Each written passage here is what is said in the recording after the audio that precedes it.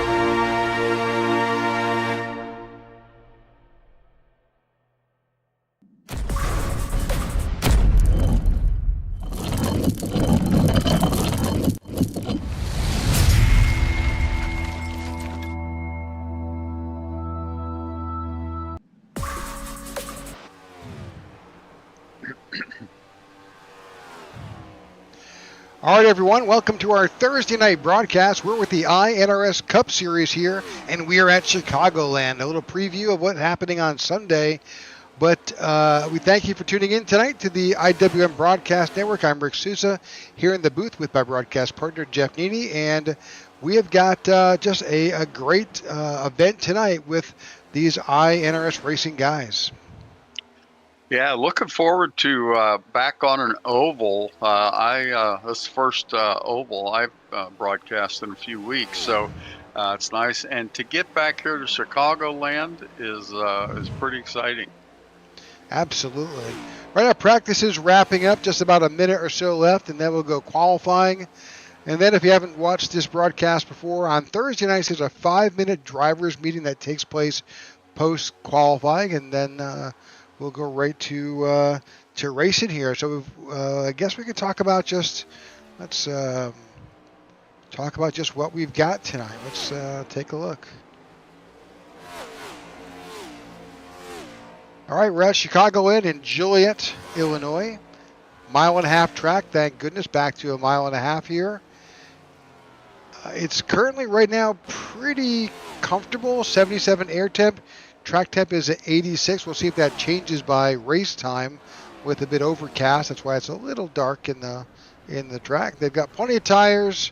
We do have a stage break at lap 44. We've got 134 laps here in the EERO 200. And keys to the race, Jeff, what do you think? I think you nailed it right there. Tire management, clean air, and pit strategy. Tire management, it seems like we talk about that every race, but it's so critical. These races are timed out to be long enough that we see substantial tire wear on most tracks. And guys they've done a great job this season of learning how to manage those tires, how to start maybe a little easier in the run so they have something left at the end of the fuel run. So here we're coming back to Chicagoland, and this is an older surface, lots of wear and tear. So it's going to be super hard on that right side. We'll see how that plays out. Also, we'll be watching the rear tires here. That certainly is a challenge here on this track. Clean air is another thing. These cars do not like when you run too close to each other through the corners. So you'll see a lot of times you'll see guys be right behind one another, and then that rear car will move out to one side or the other as they enter the corner, just because they want to keep clean air on that nose. If you don't keep some clean air on that nose, all of a sudden that car wants to push up into the wall because it has no downforce on the front end. Yeah, so that's definitely going to be a challenge. Also, we'll see how this track rubbers in. We have no idea just how that's going to play out here. Since first time back on this track in a while here in the Cup Series. And the third key to the race tonight, pit strategy. In our race last night, Rick, we saw somebody that two drivers that finished first and second picked a pit strategy that we never saw coming. We never thought it would work, and somehow they saved enough fuel that they made one less pit stop than everybody else, and it won them the race. So pit strategy is going to play the same thing tonight, I think. We're going to see guys on different strategies. Some guys will short the or flip the stage, they call it, where they'll pit with about 2 laps left in the first stage before the stage break, and all of a sudden that gets them up in the front of the field for the start of the second stage and gives them a little bit of an advantage. Yeah, if you're ready, your race has been run okay, but you're not really in the points for the stage points, you might as well. Yep. All right, so qualifying is underway. Let's take a look and just see where we're at right now. Right now, we just saw that's Eric Jeffers. Right now, making an entrance into the pits. Absolutely. He's got the provisional pole right now. Yeah, provisional was the word I was searching for. I lost it.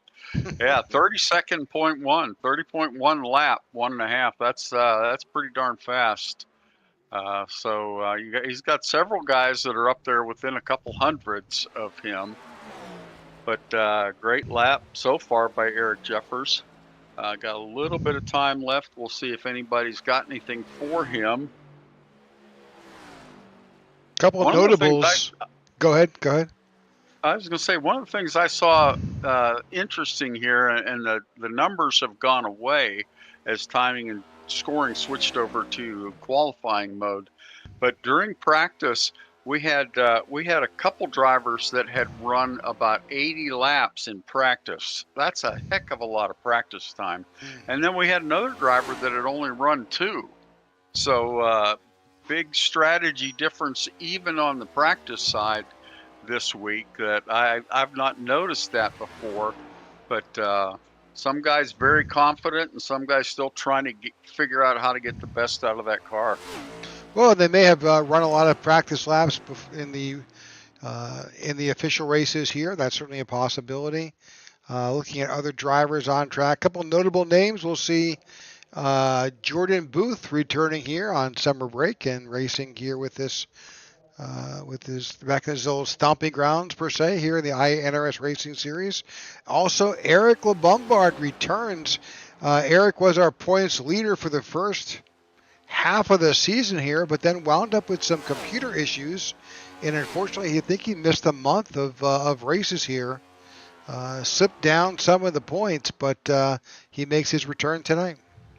Yeah, how many guys do you know that can miss a month of racing and still be in the top 10 in the points? That's pretty remarkable. Just about 30 seconds left of qualifying. Number of drivers just electing to stay in the back, including Jordan Booth and Eddie Musso. They'll say they will not qualify and will pick up in the back starting position. We'll see how that goes. Yeah, that's interesting. I can understand Jordan Booth maybe wants to start at the back, not get tangled up with anybody at the beginning because he's not running full time.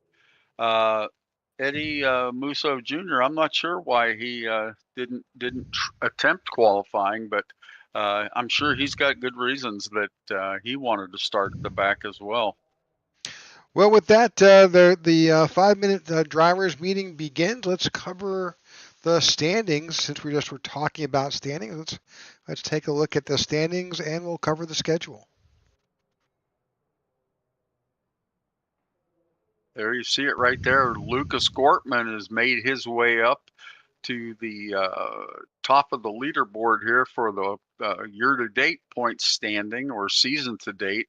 Jordan Wenzel's there in second, only 17 back. So those guys are fighting tooth and nail for that front spot.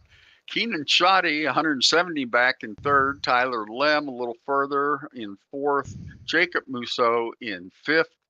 Eric Lombard, sixth. Grady Gherkin, seven. Corey Ennis, eighth. Brian Jones, ninth. And 258 points back in 10th is Joseph Musso. Yeah, Dakota Reeder, Alex Daffin, and Austin Walton there, 13, 14, Joe Torres, 15. The cut line, though, let's talk about that real quick.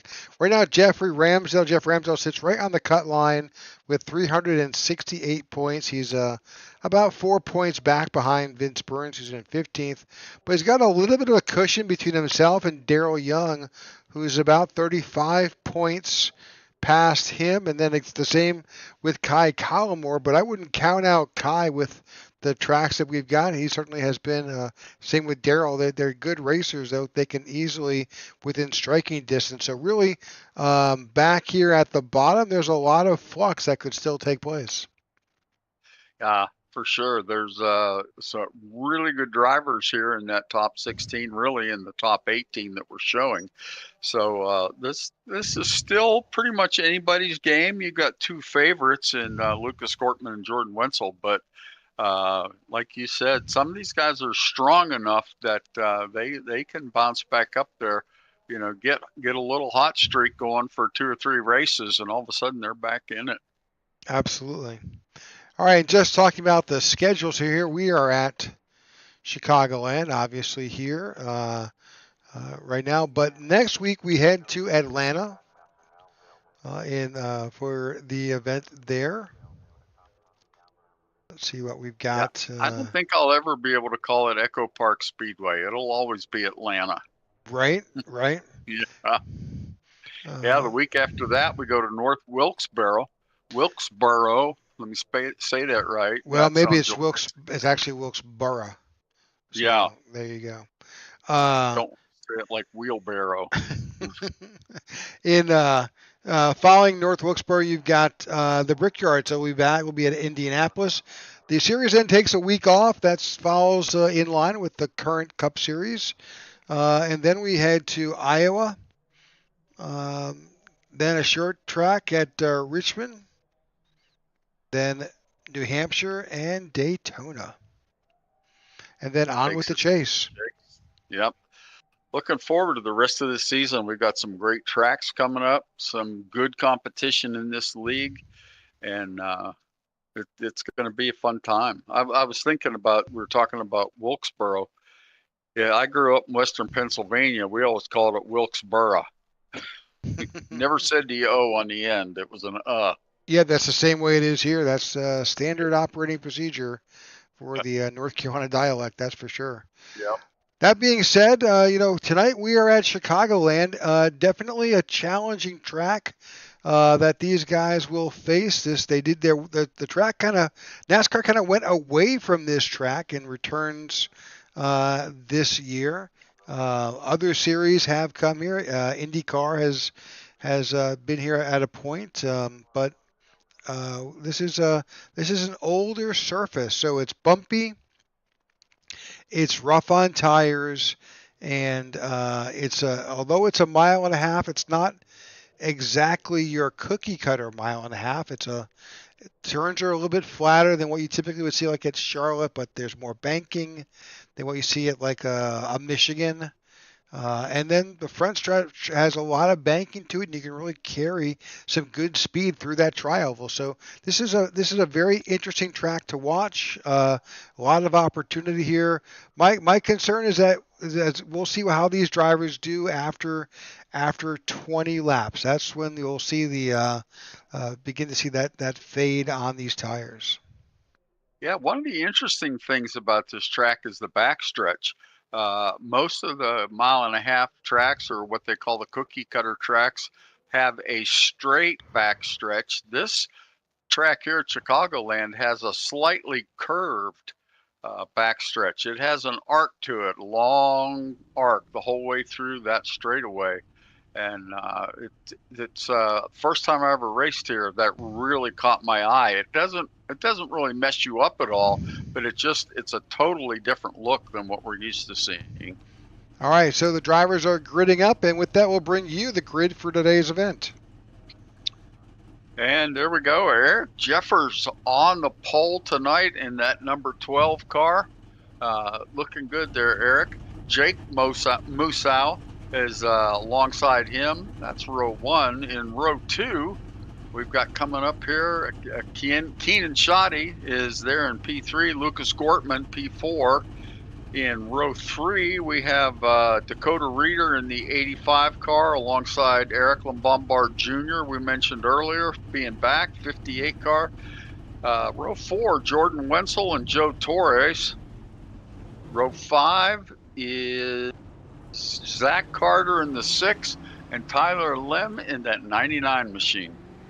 All right, starting in row 6, you've got Brian L. Jones and Grady Gherkin to the outside. In row 7, you've got Alex Daffin and Tony Japs. In row 8, you've got Matt Parasini and Corey Ennis. Row 9 is Austin Walton and Vince Burns. And in row 10, you've got Kai Collimore and Joe Musso. Okay, coming out here in row 11, we've got Josh Douglas and Keith Fonseca. Row 12, we have Scott Thomas and Matthew Wheeler. Row 13, lucky row 13 is Jeff Ramsdell, Jordan Booth. Row 14, we have Eddie Musso Jr. Sorry, Eddie, I apologize. I haven't broadcast this league in a couple of weeks, and I'll butcher the Musso guys for first few laps here. All right, that's the grid. You can see that the a little bit of a dust cloud being raised by these cars as they ride through the track here. Lights are on the pace car as the drivers take their parade lap around here. Yeah, you were mentioning, I think we were off the air when we were talking about how the iRacing model, and you can explain it far better than I can, but they've done something to the dust that allows more dust to settle on the track, make it more lifelike. Yeah, iRacing over the past, for this year and definitely going into next year, is implementing a whole new graphics engine, much more detailed. We are seeing way more particles on the track, whether that's dust, debris, wreck, damage, just all kinds of things they're introducing. And hopefully, if they do it right, they won't tax the graphics of the racers, and importantly for us here at the broadcast booth, they don't tax our equipment too badly to try and make sure that we bring that quality of graphics to you, our viewer. Well, the drivers are getting ready. That pace car is going to pop off here